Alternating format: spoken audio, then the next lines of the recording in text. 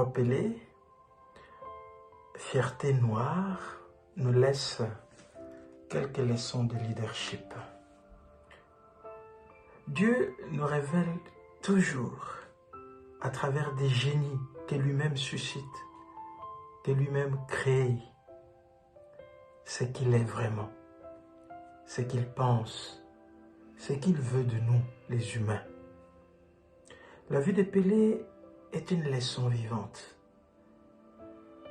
Leçon vivante de ce que Dieu, notre Créateur, voudrait que nous soyons, voudrait que nous devenions.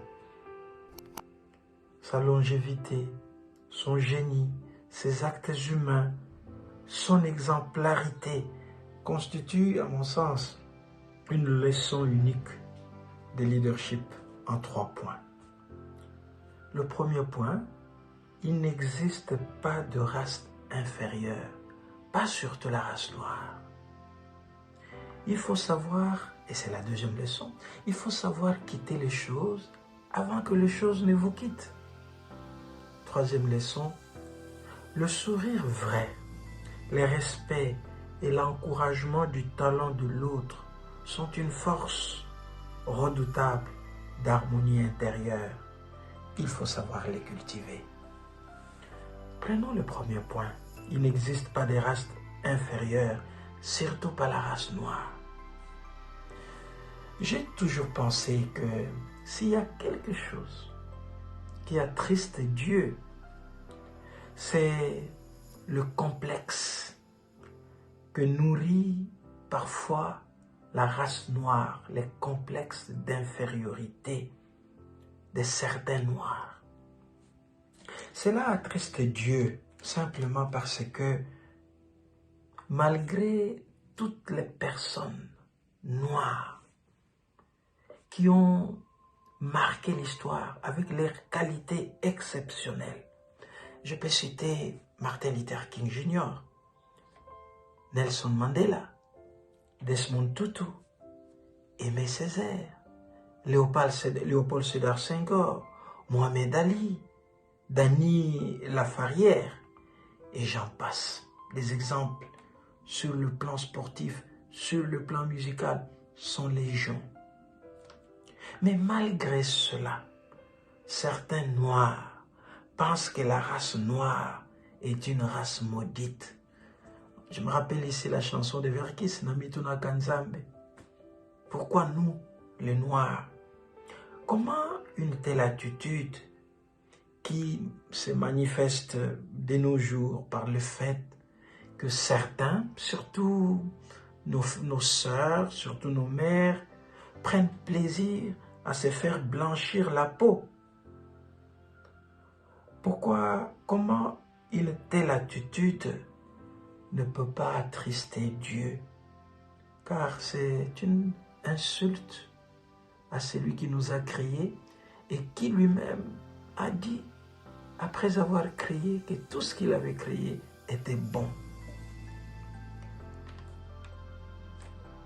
Les qualités exprimées par les Noirs partout dans le monde prouvent effectivement que la race noire n'est pas une race inférieure, même si on tentera à vous le faire croire.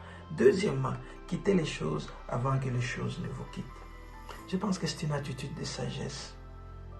Pelé a arrêté de jouer sa carrière nationale et internationale pendant qu'il pouvait forcer.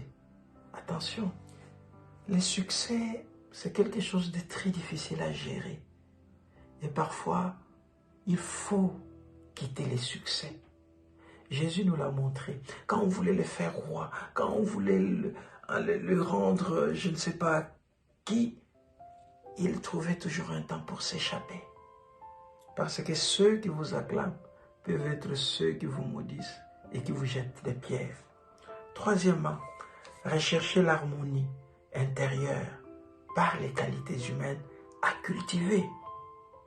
Le regard de Pelé est respectueux de l'autre, respectueux de la différence. Son sourire crée la joie autour de soi et rend la dignité à tout celui qui l'approche. Je l'ai toujours vu sourire, mais alors, sourire.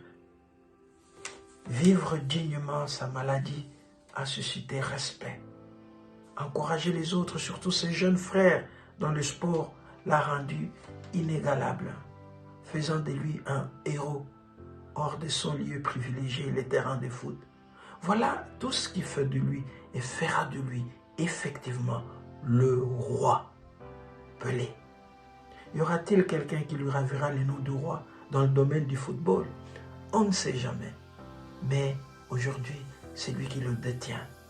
Ce sont ses qualités qui l'ont décomplexé, faisant de lui à la fois un homme ordinaire par son humanité et un homme extraordinaire par son talent, son immense talent. Il a travaillé dur pour donner le meilleur de lui-même. Pas l'argent, pas l'or, mais son art, qui est un don pur de Dieu, qu'il a su fructifier et offrir pour le plaisir de nos yeux et l'émerveillement de notre cœur.